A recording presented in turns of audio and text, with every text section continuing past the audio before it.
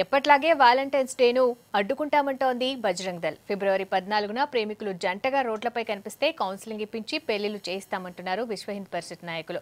విదేశీ సంస్థలు తమ వ్యాపారం కోసమే వాలంటైన్స్ డేను భారతీయులపై రుద్దుతున్నారని ఆరోపించారు. మన సంస్కృతిని తప్పుదారి పట్టిస్తున్నటువంటి ఇలాంటి వేడుకలకు నిషేధించాలంటూ వాల్ పోస్టర్లు విడుదల చేశారు.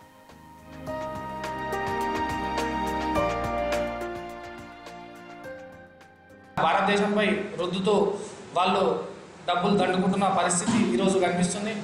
అదేవిధంగా చూసినట్టయితే భారతదేశంలో ఇట్లాంటి డేస్ పెట్టి వాళ్ళు 10 రూపాయలు కనెక్ట్ చేసే గ్రీటింగ్ కార్డ్ని 100 రూపాయలకి 200 రూపాయలకి విక్రయించడం జరుగుతున్నది.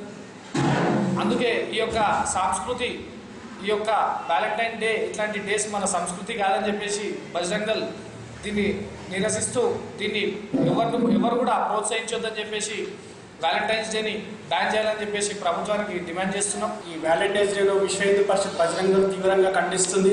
మనది సంస్కృతికి ఎన్నో రకాల విలువలకు మన భారతదేశం గొప్ప భావించింది.